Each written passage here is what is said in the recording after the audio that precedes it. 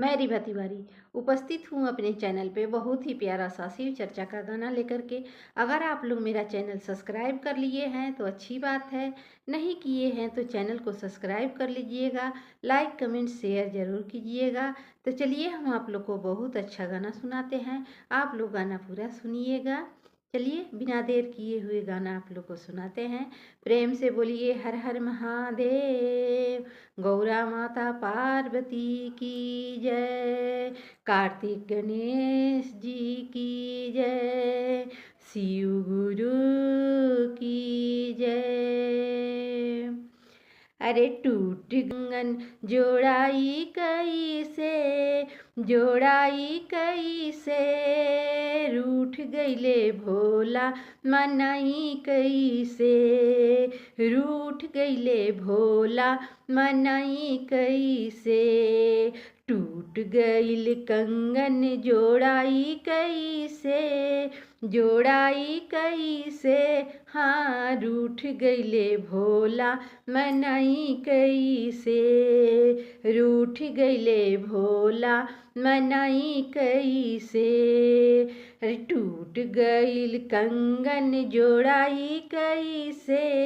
जोड़ाई कैसे, रूठ गईले भोला मनाई कैसे, रूठ गईले भोला मनाई कैसे,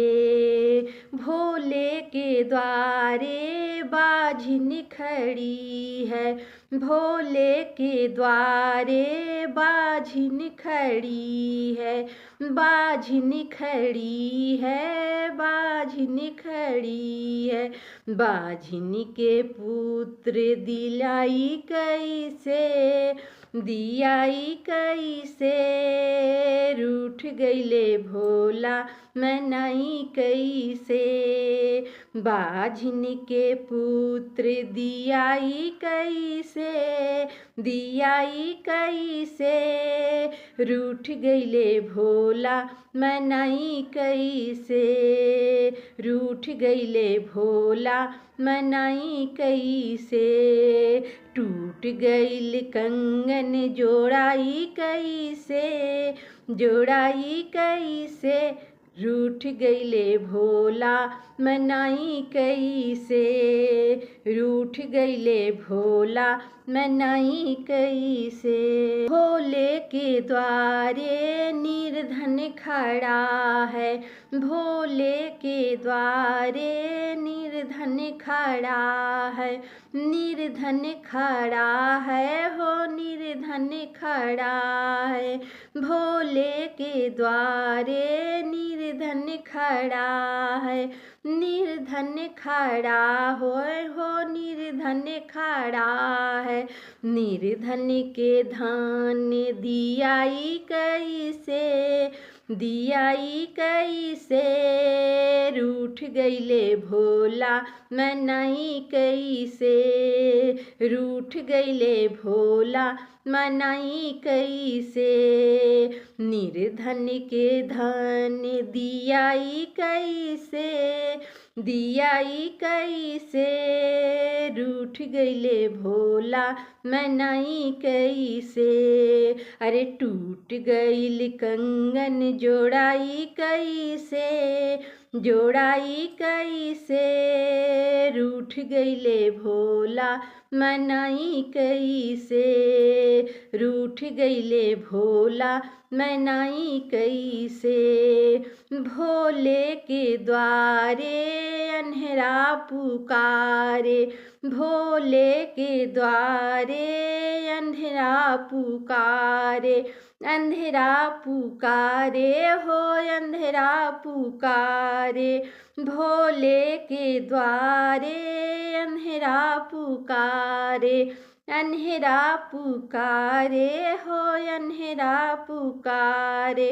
अंधेरा के आँख दियाई कैसे, दियाई कैसे, रूठ गईले भोला मनाई कैसे, रूठ गईले भोला मनाई कैसे, अंधेरा के आँख दियाई कैसे, दियाई कैसे हाँ रूठ गईले भोला, मनाई कैसे रूठ गईले भोला, मनाई कैसे टूट गईल कंगन जोड़ाई कैसे, जोड़ाई कैसे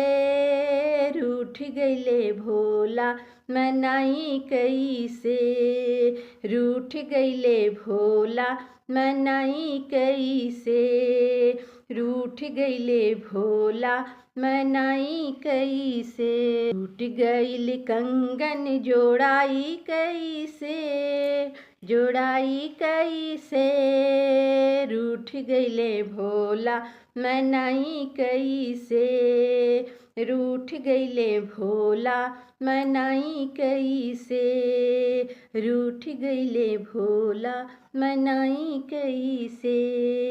रूठ गईले भोला, मनाई कैसे।